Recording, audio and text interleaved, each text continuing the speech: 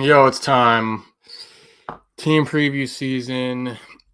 Like every other year, I go back and forth about when to start it because it's crazy to publish a team preview for the season that starts in March.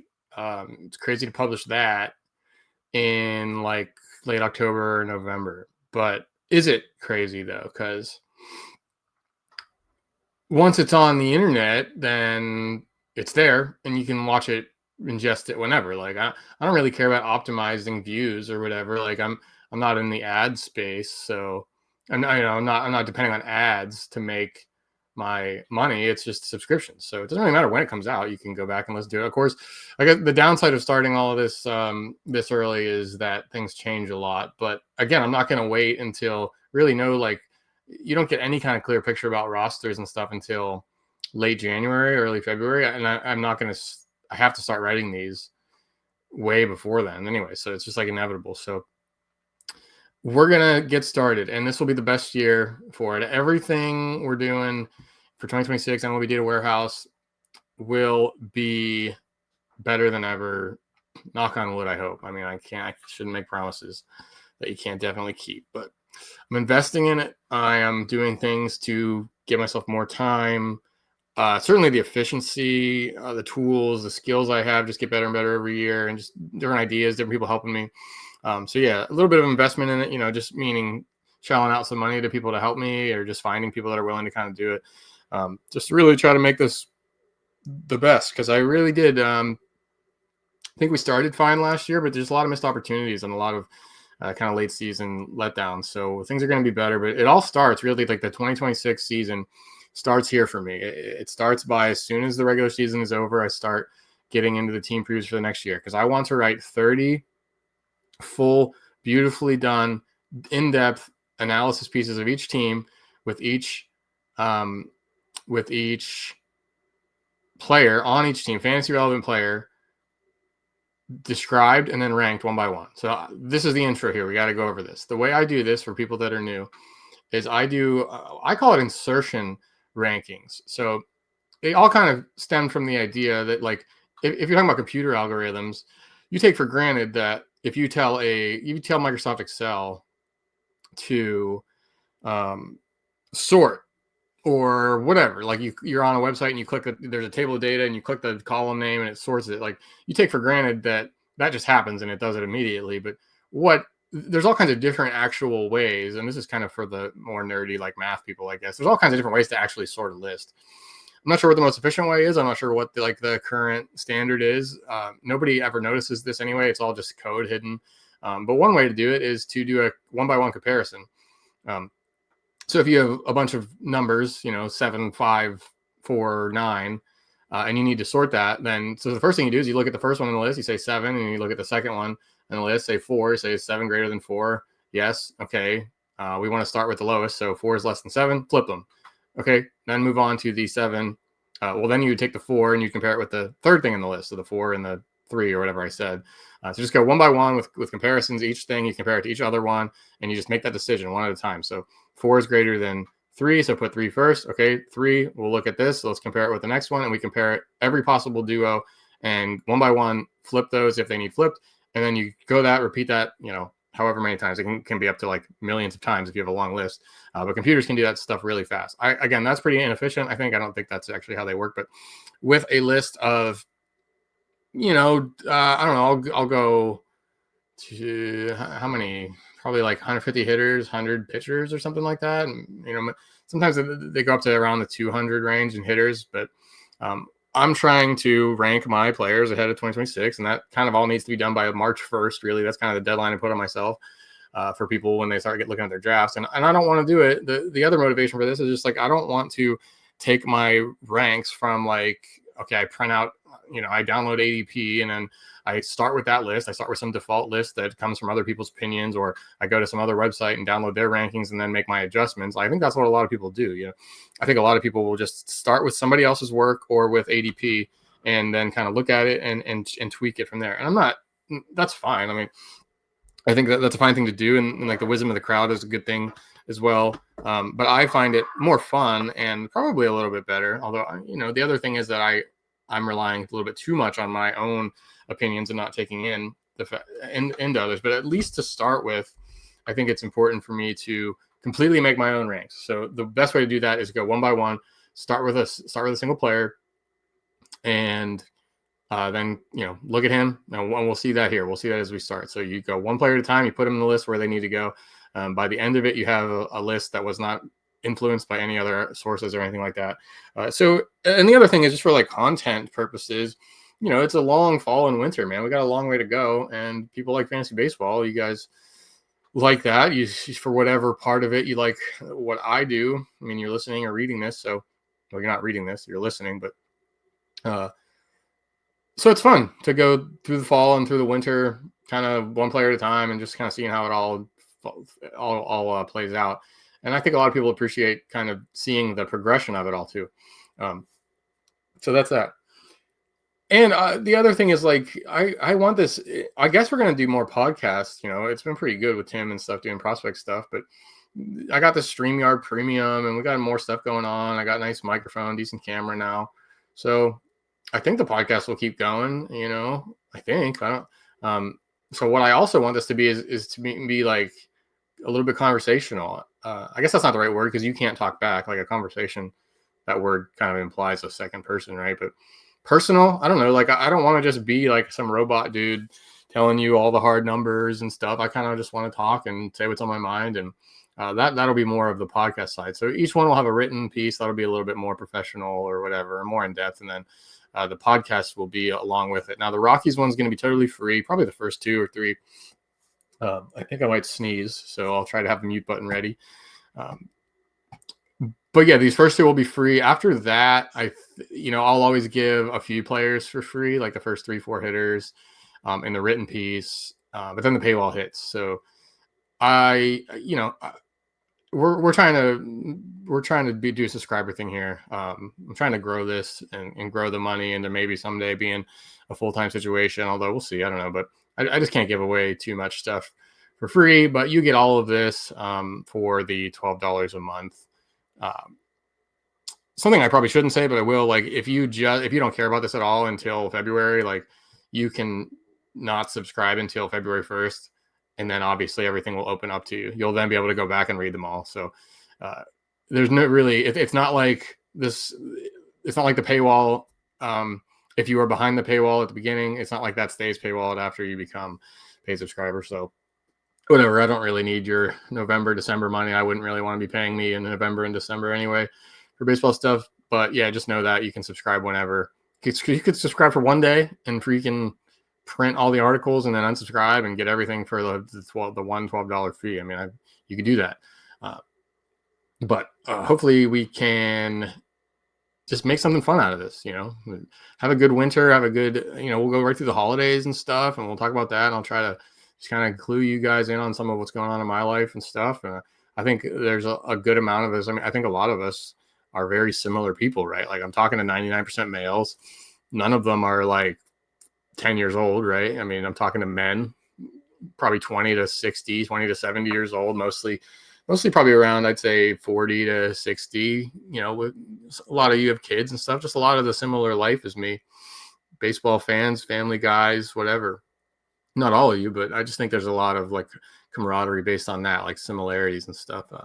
Obviously, just having this kind of niche hobby gives you a lot to talk about anyway. So that's what's going to happen.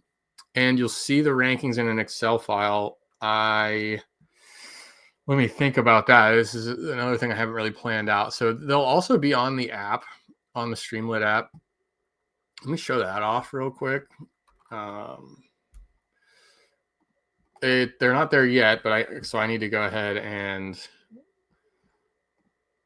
it fell asleep. Let's open that back up. So I need to go ahead and once we have some rankings, certainly by the time they're almost finished, all the rankings will be there, downloadable, sortable, whatever, on the Streamlit app as well as this Google Sheet. But what you'll see is if you look at it right now, it's useless because there's only 3 or 4 teams in there. I'm 3 teams in so far. I've got the Nationals, White Sox, and Rockies all finished, except for the deep league guys that maybe I missed that maybe I'll add in later. But really just for this first pass of things, I'm just trying to really focus on the like top 350, 400 players. And I don't know who those are exactly, like the ADP and other stuff, projections. I didn't have projections yet. So like a lot of this will be determined later, but I have a pretty good idea of like, okay, is this player someone that might get drafted in a draft that drafts 350, 400 players? And then if the answer is even close to yes, then I'll write them up. If not, though, like I'm just not going to spend as much time this year on those dudes that you would have like a 500, 600 ADP. It's better for me just to focus on the majority of leagues. And then we'll certainly get into the deep stuff, like after we have some of that NFBC not main event, the what are those called? The draft champions drafts, where you have 15 teams going 50 rounds. Always fun to get into those super late names and stuff. But for this purpose, I'm trying to just really kind of get the best content out and to shorten the list of players a little bit so I can spend more time and not be bogged down and not get burnt out talking about players that don't really matter for draft season anyway. So that is that. So we start. I was going to show the app. It is. So we'll skip that. Anyway, I will, again, this is a video podcast on your, wherever you're watching. If you're on Spotify, you should be able to open the video. But I will, like if it were me, I probably would just be listening to it. So I'm going to just act like I'm not sharing the screen, but I'll be showing some stuff. And this will just be, you'll get everything if you're just listening. So let's start it with the Rockies. That's who we're talking about. We start with the worst teams and go to the front. It makes it, the reason for that is just, mostly because it's easy, the bad teams are easier. There are fewer players, but also the bad teams tend to have the less roster change. Like the Rockies aren't going to go into winter meetings looking to add a bunch of dudes and shake up the roster and all this stuff. Like some things will change. A lot of these guys will get moved or whatever, and we'll make the adjustments as needed. But starting from the worst to the best, that gets us into January, February before I'm writing up the teams, the Phillies, the Dodgers, the Yankees, all these guys with the most fantasy relevant players. And so we can kind of get things more squared away like that. But we're starting it off, baby. So as I wrote, I started writing this on October 6th. Right now it's October 27th. I'm not exactly sure when this will publish, but probably in October. So a long way to go. But the Rockies give us this chance to be short and sweet, right? So the way I started it, and this podcast will mostly be me just kind of reviewing the article, scrolling down through it if you're watching. So you'll get mostly the same stuff, but maybe just some more different way to ingest it and a little bit more personality for me on this. So we started with looking at the team ERAs. The Rockies had a 5.97 ERA last year. Second worst in the league was the Nationals at 5.35. I didn't really know. I don't know if I would have told you that a 5.97 ERA was possible over 162 games, but that's what you get with the Rockies. And it's almost like this is it a self-fulfilling prophecy, or is it like a snowball effect of like the Rockies can't pitch because of Coors Field, therefore they just stop trying and then they get worse. So like your situation is always is from the beginning so terrible that even a good pitcher wouldn't be good there. And then they realize, well, if we get a good pitcher on the roster, he's not going to be good anyway. So why even spend the money? So you end up, it just seems to be getting worse every year. I mean, Kyle Freeland is the only one that has somewhat survived. I don't even know if you really want to call it that for fantasy purposes. He's obviously not been a dude. But I mean, this year, Kyle Freeland, Antonio Senzatella, German Marquez, Chase Dollander were the only four guys. Even Dollander was at 98 innings in the major leagues. Nobody else was over 83, and that guy was a reliever. Jimmy Herget was number 5. So only one guy even got over 150 innings. That was Freeland. And they're just so bad. I mean, Marquez had a little bit. Do you guys remember German Marquez in like 2018 had that like dominant second half, and he even got drafted, and he got drafted pretty aggressively. Like he was like an SP4, SP5 pick in 2019. I might be getting those years a little bit wrong. It might have been 2017 into 2018, but it looked like he was beating Coors Field. And then the next year was a disaster. He stayed healthy and he was just bad. He was still like, okay, he's their best pitcher clearly, but then injuries and stuff just had completely train wrecked his career. It's probably too late. I would have said that at the time. You remember these things, right? Because I remember I drafted German Marquez that year, and I was like, oh, this probably won't work out. But at least he'll go into Miami. His first start, whatever year that was, he went into Miami on a road start and looked really good. Anyway, it looked like Marquez could be one of those guys. We'll talk about this with Dollander. It looked like he could be one of those guys back then. We're talking 6 years ago now, where you wouldn't really want to start him at home, but maybe he'd get some strikeouts and he would be really good on the road. Um, and I thought that could exist. Like I guess I still do. That you could have a Rockies pitcher where at least they're good on the road and they put up good ratios on the road, because in your head, like logically, it's like, I know that the course field thing is a problem and it kills pitchers, but half their starts aren't in course field, so I can use them in the other half. But somehow the course field elevation thing, up and down, along with I don't know what other elements there are. There's certainly like kind of a lack of motivation based on the team's ability. But all of this stuff just really kills these guys on the road too. We have not seen. It would be nice to have a test case of like an actually talented starting pitcher that is on the Rockies and then gets traded and then goes on. Tyler Anderson, I guess we had, but he wasn't really good. It would have been really nice to get that Marquez when he actually had good stuff, good velo. I mean, a pretty good sinker, curveball stuff. That if he could have been traded and gone on, and we'll see what kind of career he could end up having. But it hasn't happened, and maybe it'll happen. Maybe it can happen with Dollander again. We'll get to him, but it just seems like even if you have a really good pitcher on the Rockies, even on the road, they're going to suck just for whatever reason. I don't know. We haven't had the data to really make a point of that, just because there have been so few of these guys recently. I mean, you could go back to Ubaldo Jimenez and some of these other guys that had decent years with the Rockies and kind of see, and Jimenez did end up going elsewhere. He'd be something to study, but I'm kind of, the league's changed so much in the last 5 years with all these rule changes. I mean, ever since the COVID stuff, they've just been tweaking everything. Velo's been way up, everything's changed. The hitters' approaches are all new. The pitchers are throwing as hard as they can, all this stuff. So it's just a totally different league. So I try to keep everything in the context of 2021 to 2025. And we really haven't seen much from the Rockies to even study little things like that. Again, Dollander will be one. And I think we already learned something from that case. But yeah, the 5.97 team ERA, I mean, the point I'm trying to make here is just that the Rockies are a one facet team for fantasy purposes. You can just scratch off the starting pitchers entirely. Unless you're in one of those 500 pick leagues where maybe Dollander again, we'll get to him. So let's just move past. Point being, we really only need to worry about the hitters for your standard league stuff. Home road splits, I will not make a big point of this for any other team because I just don't think. I mean, the Reds are a little bit are close, but the Rockies are by far the team that you care the most about home road stuff because it's just such a different experience. The Rockies were above average offense at home, 765 OPS. They scored 4.6 runs per game at home. That's pretty good. Hit 270, slugged 440. Above average stuff at home, but on the road, 203 batting average for the team, a 590 OPS, 2.8 runs per game. I mean, you didn't want to start anybody almost. There was a few names. There's Hunter Goodman.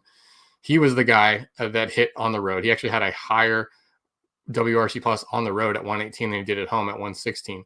He was the only qualified player that had a weighted runs created plus above 100, which would be the average on the road. Kyle Farmer was close at 96. Tyler Freeman, Mickey Moniak were in the 80s, which is really bad, but at least it's not like so bad because you have some numbers like this, where Ezekiel Tovar had a 40 WRC plus on the road. Brenton Doyle had a 24 WRC plus on the road. Michael Tolia had a 32. I mean, these are unbelievably bad numbers. Like those numbers will get you kicked out of the league, even on the Rockies. Like if you have a 24 WRC plus player, they'll find somebody else to try. I mean, just wild stuff. But Moniak had a mark of 130 at home. McMahon before the trade was at 112 at home. Tovar was 118 at home. Goodman was 116. Doyle at 105. Goodman 116, as I already said, and Jordan Beck even hung around there at 99. So there were guys you really wanted to start on your fantasy team when the Rockies were at home, but only one at the end. I mean, hindsight, obviously, you were still starting Tovar all the time, but you didn't feel good about it unless he was at home, and that proved that. I mean, things got really, really bad. So we start with Tovar, a 24-year-old shortstop. The point is with Tovar, I mean, he's 24, so a lot of time, but he's been in the league for, he played 9 games in 2022 to get the debut, but 2023 was his first season. He was 21 years old. This was a young kid. So he's been the same guy his whole career, just swinging at everything, a little bit of power, showed 26 homers in 2024, but a lot of injuries this year kept him down to 9 homers and just a 400 slug. He's never stolen a ton of bases. He had 11 in 2023. That's the best he's done. But he's been a batting average guy, hitting for a good batting average at home. I guess I shouldn't say he's been a batting average guy because he's hit about, what looks like 260 or something career.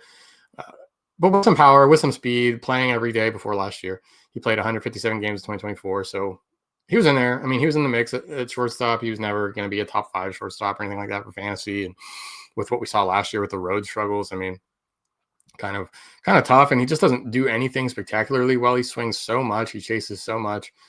He strikes out a good bit, 29% in 2024, 25% last year for Tovar. And that comes with a really low walk rate just because he's swinging so aggressively. So he's a guy that's really league specific. I mean, this OBP, 257, 287, 295, 294. Those are his career OBP marks in his 4 seasons.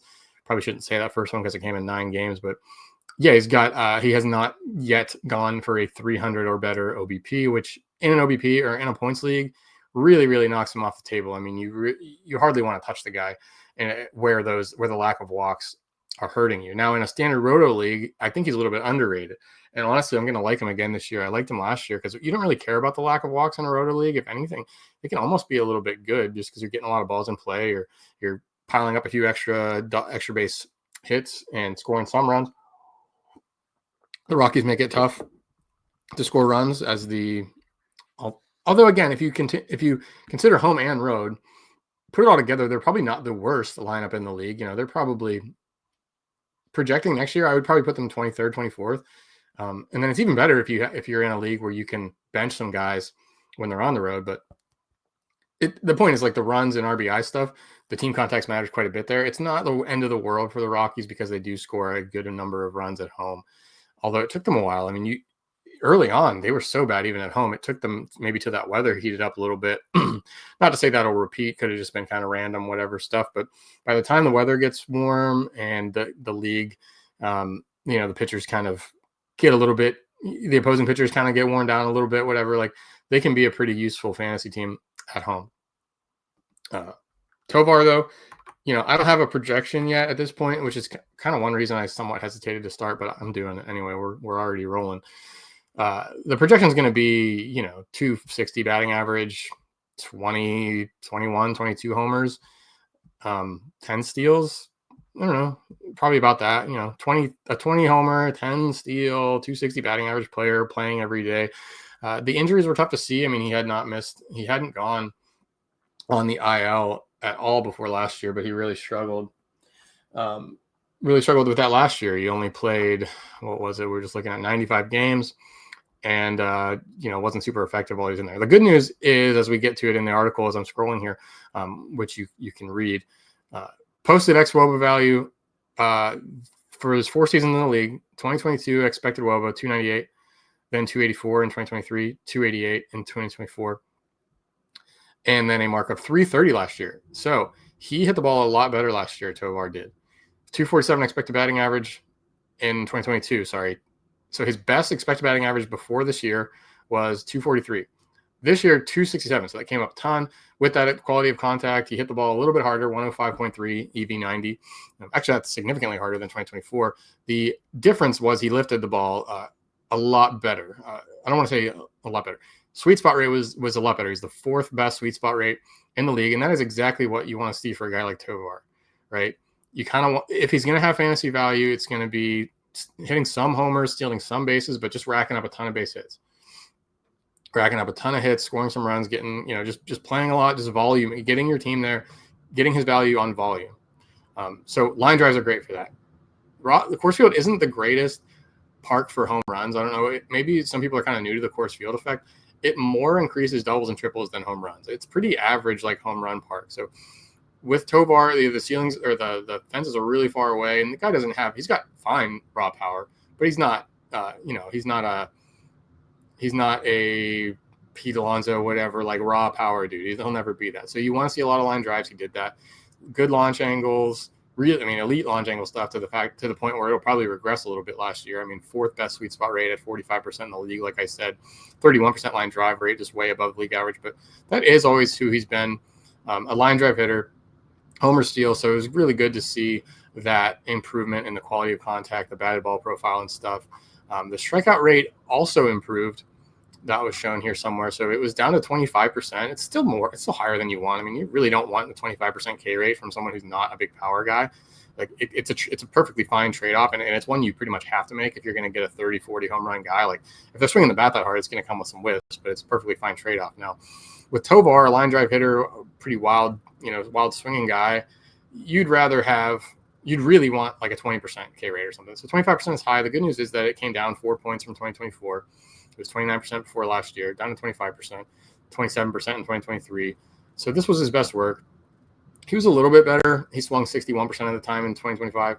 So he was a little bit less aggressive, but that's just who he is. He's going to swing a ton. He's going to swing a lot in the zone, though. So high chase, high zone rate, high chase rate, but a high zone swing rate kind of evens out. Again, not an OBP guy, but I don't need to go into all this detail on the podcast. I kind of just wanted to make this a summary thing, but yeah, I'm going to like Tovar again. I don't know, for 5x5 roto leagues, standard roto leagues. He's going to be really cheap because nobody wants to touch the Rockies. He had a really bad season in the box score. Like his end of season numbers were terrible because he was hurt so much. So the reason people were drafting him last year, I think, was just like, okay, well, he'll play a lot. He'll play every day at least, and he can do a little bit of home runs, steals, whatever. But now the projection will be a little bit down on the playing time because he got hurt. So there's no one to compare him to at this point because it's the whole allure of the whole thing I'm doing here is ranking one player at a time. So I can't tell you where he ranks other than he's the first one on the list. So he's number one. We move on to Hunter Goodman, 26-year-old catcher. He was the lone positive story for the Rockies last year. He had a pretty big season. Where are the full season numbers? I didn't post the full season numbers there. So let me pull that up as we go. But Goodman, he started really well. He was a good sleeper pick. I mean, he was one guy I liked from the Rockies, and that ended up working out pretty well. He wasn't drafted in standard leagues, but he ended up being one of the more valuable catchers. 144 games played for Goodman, hit 278, hit 31 bombs, slugged 520, 26% K rate, 6% walk rate, 1 steal, so that's not part of his game, but really good season for Goodman. And the other thing was the home road splits. He hit 307 at home with an 881 OPS and 13 homers and a 23% K rate. On the road, he struck out more, 29.5%. However, he hit more home runs on the road. He hit 18 of his 31 homers on the road, slugged 515, hit 248. Those are still really solid numbers. F score is shown here, so that's a new thing this year. The 127 power score.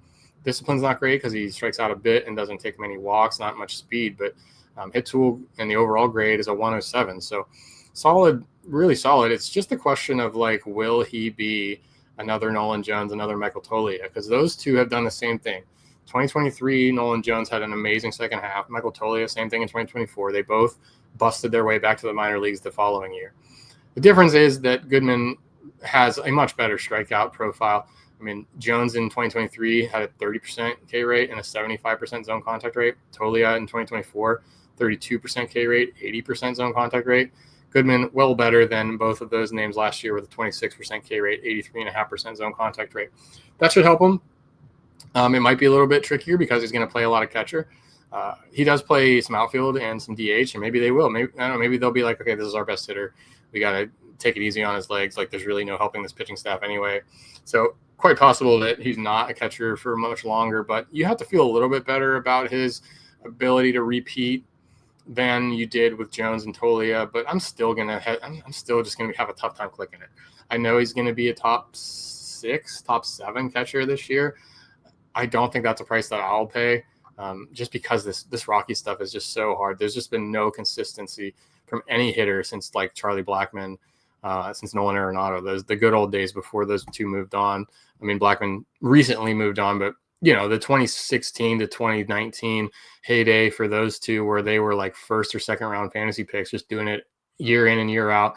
They were so elite at home, and they were able to. Blackmon and Arenado, we're talking about going back down memory lane. Those two were never great on the road, but they at least could hang. They were a top 1 or 2 option at their position at home, and then they were just around number 8 or 9 or so, whatever in that range on the road. So, but we haven't seen that, and the Rockies clearly aren't. They're not making acquisitions. They're not developing players well. So it makes me really nervous about a Goodman. I feel better about him than Toglia and Jones. It's not going to be a total fade for me. And obviously getting 30 homer upside at the catcher position without the premium price is a little bit attractive, but I think I'll probably be a little bit lower than other people on Goodman, but he goes in as the top ranked hitter after 2 players are done.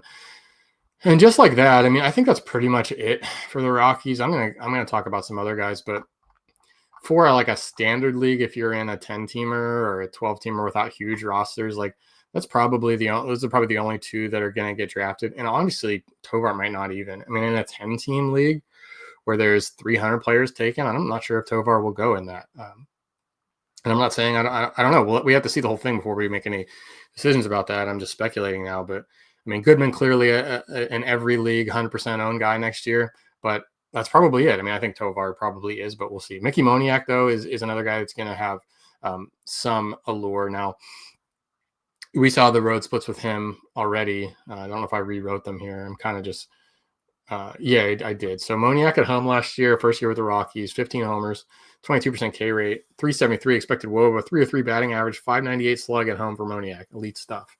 Great hitter at home. On the road, hit 230, slug 425. So, okay, he still slugged a little bit, 26% K rate, 3% walk rate, 324 expected WOBA.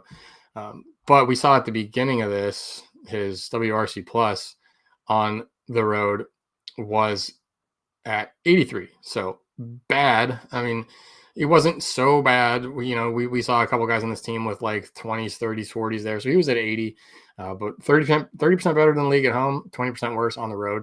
Offsets to plus 10. So, okay.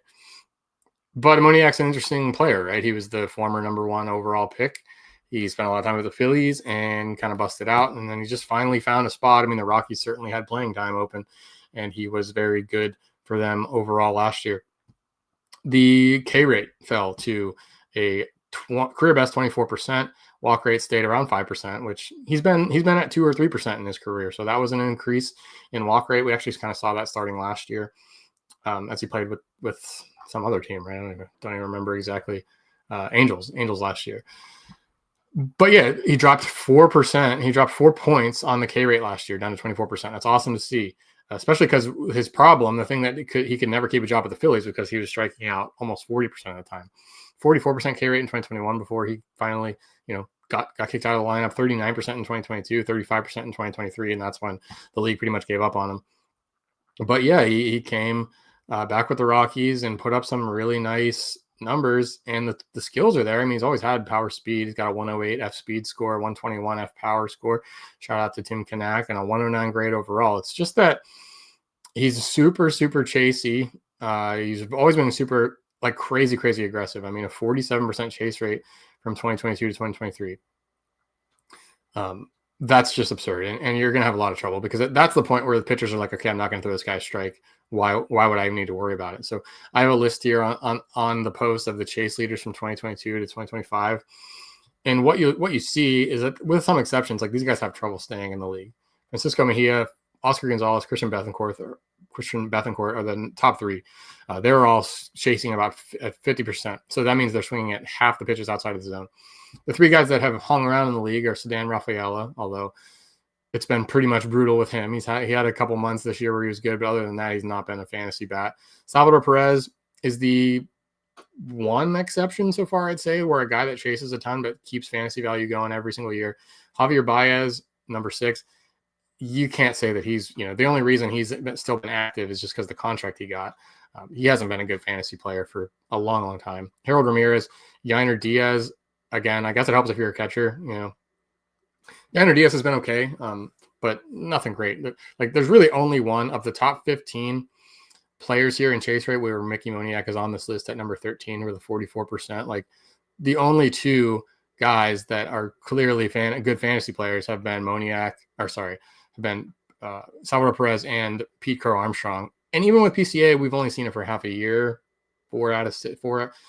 You could say 2/3 of a year, I guess. He had a really good season. I'm not going to diminish that, but he's not like Perez where he's been doing it year in and year out for almost 10 years now. We've seen 1 year from PCA. So I don't know.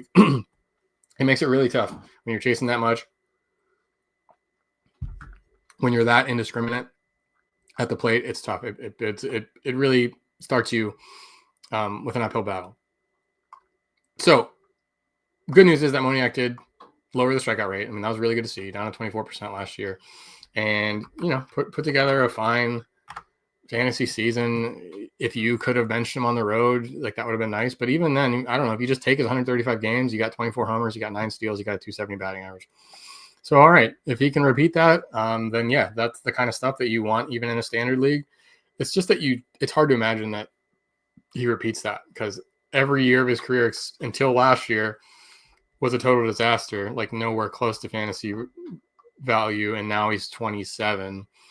Did he finally figure something out with the Rockies of all teams? I don't know, but he'll be in the outfield opening day for the Rockies if he's healthy, and at least some deep league consideration. Brenton Doyle, I think I might have actually ended up ranking Doyle ahead of Moniak. Let's see. It was a weird season for Doyle. I believe I don't really like to get into narrative stuff and off the field business because you're just kind of guessing.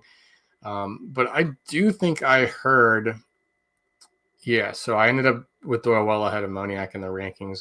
But I think I heard, I could confirm this, but Doyle had some really tough personal stuff. I believe him and his wife like lost a baby like right at the beginning of the year or before the season or something like that. Just really, really hard stuff to go through. I mean, that's got to be about the hardest thing you can go through in life, right? The loss of a child. I don't know if it was, I don't know what the story was, so I won't talk too much about it, but it sounded pretty rough. And it's fair to think that could have really jacked with his focus and stuff, especially on a team that you knew they were drawing dead right from the beginning. But let's not forget about 2024, 23 homers, 30 steals. He's got 2 gold gloves, so he's in the lineup for the Rockies, no doubt about it. And that's half the battle in a lot of leagues, right? But this year, 2025 rather, 233 average, 376 slug, hit 15 homers and stole 18 bases in 138 games. Missed some time, a couple weeks on the IL. He also got benched a few times, just kind of reset the head or whatever. But it's a situation where if you look at 2024 to 2025, you combine those two, then yeah, you're feeling pretty good about it because he's like a 2020 guy.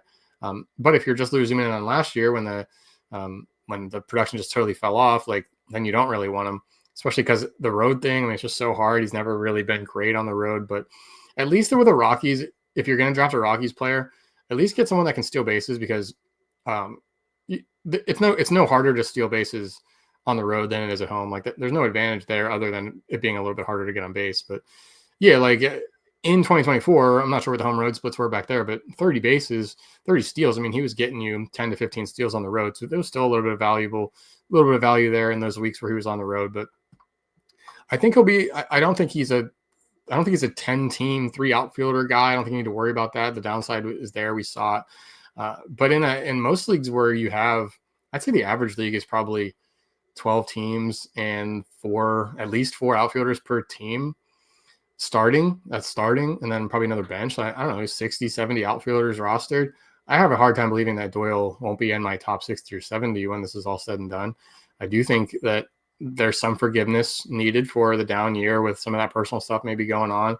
The other thing is that we saw the production really come up later on in the year. I don't know, maybe he was a little bit hurt. Maybe he was kind of just finally getting over some stuff. Again, I say I don't want to speculate on this personal stuff, but then I just continue to do so. But you look at the moving OPS chart, if you go to the dashboard or if you're seeing this video, yeah, I mean, from July 1st to mid-September, like he was awesome. What's this? So July to August 2025 OPS leaders. I did this. Doyle from July through August, so 2 months, 160 plate appearances, hit 338, 925 OPS. He was really, really good late. It was really good to see him bounce back from that. And I think he can get back pretty close. Maybe not pretty close. I think it's pretty likely that the 2024 season will be his best work. Not sure he's really a 20 homer guy. Maybe around there, 17, 18 homers, 25 steals with not a great batting average because he does have a higher strikeout rate. I mean, he's been a 25, 26% K rate guy the last 2 years. So I just don't think he's going to kill you anywhere. I think the batting average and all the stuff will kind of improve and he'll get back to maybe flirting with the 2020 season. Again, he's in the lineup every day. He's healthy because of that defense. So I think he'll be one of the cheapest dudes you can get that you feel like, okay, I got a pretty good shot at 2020 from this guy, but runs, RBIs, not going to be there. There's really no huge ceiling for him. There's no 35 homer power. There's no 290 batting average ceiling stuff. So he's more of just a deeper league outfielder where you just kind of want to play it safe, get some homers, get some steals. Good guy to target if you're short on steals late, and that's the story with Brenton Doyle. Jordan Beck, one of these prospects, 25-year-old outfielder. He should be in there for the Rockies next year. He certainly did enough last year. 732 OPS, 16 homers, 19 steals. Fine. Did enough to obviously earn and keep a job with the Rockies for a while at least. I think there's going to be a leash there. He's not a guy that is, if he's struggling in mid-May, they're going to look for somebody else. He's kind of one of the pieces that might end up being something for them. So I think they give him a full look. 258 batting average again, just a high K rate, 30% K rate, 7% walk rate. Not quite as big of a play discipline problem as his teammates Tovar and Moniak, but nothing great. I mean, there's a big 30 minus 7 is 13, right? 17. What? 30 minus 10 is 20, and then minus 3 more. 23-point gap between his K rate and walk rate. So that doesn't look good. I mean, the OBP is bad, 317 last year. Batting average is probably not going to be anything great with that high of a K rate. Good news is a lot of speed and decent power. So I think, again, you can probably another guy like 15-15 floor if he plays all year, and then 25 ceiling. You can do a little bit of that. It's just like the strikeouts, the road stuff. It's going to be really spotty. It's going to be really up and down. He's going to be a super volatile player. You're not going to want to use him on the road, and the K rate's going to turn into some really bad slumps and business like that. But back, okay, deep leagues, 5 outfielder leagues, 12, 15 team, 5 outfielder leagues. You get 15 homers, you get 15 steals from Beck with a 250 batting average. You're liking that quite a bit. So that's the story with him. One more guy here is Zach Veen. I don't think it's going to happen for him, but he's been near the top of the prospect list for the Rockies for a while now. He had that one home run last year in the spring where he homered and then flipped the bat and ended up throwing it at the pitcher. I really think that was a mistake. I think he got a lot of bad rap for that. Like, he was pimping out a home run so much that he ended up throwing the bat at the pitcher. I really think it just slipped, and that's really important to say. And if you don't know what I'm talking about, maybe go give that a look. He's a speed demon. I don't like using the word demon. I can't believe I just used the word demon. That's just too bad. I want to be known as the most anti-demon, anti-hell, anti-devil, anti-Satan fantasy baseball analyst on the market. I think I already am known as that, and just me saying that already makes it so, because no one else is even concerned. But I just used the word demon in a positive light, which I'm not going to do anymore. So Zach Veen is really fast. 176 F speed score from Tim, 15 steals in his time in the majors. Sorry, that's not in the majors. He didn't make it. Let me get these numbers up correct. So he did play 12 games in the majors last year, stole 1 base. He only got on base a couple of times. He had a 189 OBP and 37 plate appearances, so he struggled. But in the minors, there's been some injuries. So we look at his whole season. Let's just combine everything. Last year, he played only 102 games. In 2024, he played 62 games. In 2023, he played 46 games. But he finished the season last year healthy, finished last year in AAA, and so the point is that he's a crazy high steals guy. It's just that he hasn't been on the field enough to post these big numbers. But in 2022, he played 126 games in the minors, hit 12 homers, stole 55 bases. He's got a career attempt rate of 36%. With some injuries, with some leg stuff last year, I believe it came down to 20%. I think that comes back up. If he's healthy, his main game is stealing bases. Last year, he dropped the K rate to a nice 22%, 340 OBP in the minors. Actually, that's overall, but with let's go back to the minors. So his OBP in the minors was 354, 8.5% walk rate, 20% K rate. Some reason to believe. I mean, I still think it's a long shot, and the power is pretty questionable. He's got a 100 power score, and that's in the minor leagues only. So you would think below average power when he gets to the majors, if not like outright nothing. But yeah, can he get on base? Can he take some walks? Can he get some hits? Can he play enough to just pile up 40 steals next year if things go right? Yeah, for sure he can do that. And he's one of maybe the sneaky steals bets, but a lot of things have to happen. I mean, he's got to hit enough to make the major league team. And then when he's on the major league team, he's got to get on base enough to steal bases, et cetera, et cetera. So a little bit of a long shot, but not too many guys have the kind of 50 steal upside that Zach Veen has. So he's kind of the last guy to look at. Now, again, there'll be more guys. I'll probably miss some stuff. What I'm going to do is once some drafts get going in like early December, when there's been a bunch of NFBC drafts, high stakes and stuff, I'm going to go see who else these guys are drafting. I'm not going to look at it in terms of trying to change my rankings toward it, but I do got to see which guys are under consideration and then make some adjustments there. But I think that's pretty much it for the Rockies hitters. I really didn't intend this to go 45 minutes, but let's talk about Chase Dollander. And yeah, I mean, 32% K rate in the minors last year. This was his first real go at it. He was a first round pick, number 9 overall pick in the 2023 draft. Questionable that the Rockies would do that. I don't know. They have to try stuff, I guess. Like maybe they want to run the experiment too. Like, okay, let's get a guy with actual good stuff and see if we can get something out of it. So they took him number 9 in the 2023 draft. And in the minors since then, 32% K rate, 10% walk rate, 2.62 JA Sierra. I've got to update some of the stuff because I recently released a change to JA ERA, but really good in the minors. Like that's the point. And then he comes up to the majors and the K rate falls to 19%. He walks 11% of hitters. He had a 4.45 JA ERA, a 2.43 WHIP plus. You got to hit the you got to go to MLBDataWarehouse.com for full explanations of these stats that I use. But 8% K to walk ratio, you know what that's about. That's bad. You don't need an explanation on that. His fastball's hot. His 98 mile an hour fastball on average.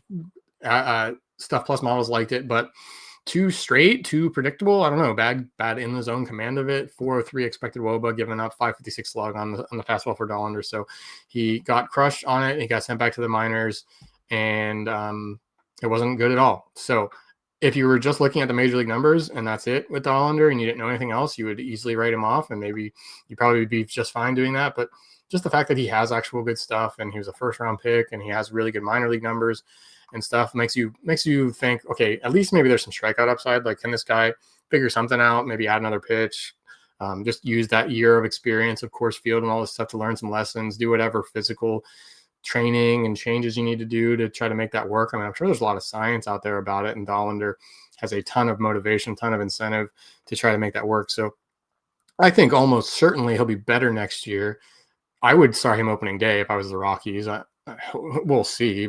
He's clearly the best pitcher, the best arm, at least. I should say not the best pitcher. He's the best arm, the most talented arm in the organization. And it'll be interesting to see. I mean, what's the upside, though? Can he ever be a good ERA, good whip guy? I don't think so. Not next year, at least with the Rockies. Again, maybe they'll trade him. If it were me, I would really consider that as the Rockies. I mean, this is a controllable live arm that you should be able to get a nice prospect haul for. So I don't know, just load up on hitters, man. Not sure what the Rockies are doing. What I would do is I'd forget it, even trying to get like dudes that might get Cy Young votes. Like, just give me a bunch of Jose Sorianos. Give me every ground ball pitcher in the world, and let me fill out my rotation with a super cheap, high ground ball rate, highest possible ground ball rate rotation as I can find. That's not super hard to find. Find some guys that throw heavy sinkers and splitters and stuff, and just keep the ball on the ground. Don't let the Coors Field air stuff make as big of a difference. So that's what I do. I'd find cheap ground ballers to fill out my rotation. The whip would be bad. The ERA would be bad, but still not absolutely terrible. Maybe have some luck and just keep the ball in the ballpark, keep the ball on the ground, and then spend all your money on hitters and just try to have a sick offense. Try to have a 6 runs a game offense at home, and then try to, use that advantage. I don't know. It just doesn't seem like they're playing at all to the stadium, to the situation they're in. And Dollander just doesn't make sense. I don't know. Like a fastball slider guy, let me make sure that's right. A 4-seamer curveball. Okay, so 4-seamer curveball cutter last year. Those are all pretty. Overall, that's a fly ball arsenal. Okay, he had a 40% ground ball rate. Getting the ball in the air, especially on fastballs that are going to be hit pretty hard when the hitters get to it, like the last thing you want is a well hit fly ball on Coors Field, because that's a double, triple home run at a higher rate than anywhere else. So Dollander stuff just doesn't really fit Coors Field. I don't know. Again, if Jose Soriano went there, or a Jose Soriano type, he's a guy that I think could have maybe some success, because if you hit a ball on the ground in Coors Field, the park dimensions, the thin air have nothing to say about that. They can't control it. It's on the ground. Maybe the ball runs through the grass a little bit. I don't know. But the downside of Coors Field that makes it hard on pitchers is the thin air, the big outfield, and all that only matters on line drives and fly balls. So it's not going to work for Dollander, but I'm thinking maybe 100. Could he throw 150 innings? Could he average a strikeout an inning to get 150-ish strikeouts next year? Probably not, but at least it seems reasonable. At least it seems possible. It seems like something that could happen. While that certainly can't happen with Senzatella, Freeland, etc. This guy at least maybe figure something out. Maybe the stuff actually kind of works and the fastball can I don't know. Like there's some possibility that he has some points league value, some streaming value. Maybe he can be a guy that gets good strikeouts on the road. I don't know, but that's the most I can say about that. There's another prospect, Prospect Warehouse. So Tim went over. I think Tim and I did that one. We both. Oh no, he did it himself. So there's a prospect preview that's already been out. Maybe you've already listened to it, but talking about their prospects and stuff, they have. I don't think, from remembering that, I don't think there's a ton to worry about next year. But that's the Rockies team preview. I'm excited to get this started. We will start showing and talking about the rankings after we're 5 or 6 teams in. But it just doesn't really make any sense to worry about the rankings when I'm talking about 1 or 2, 3 teams. So that's that. This one's totally free. Become a paid subscriber, MLBDataWarehouse.com, to get this whole series, all of this for all 30 teams, final rankings, projections, tools, all this stuff, $12 a month. Do that. And I will talk to you next time.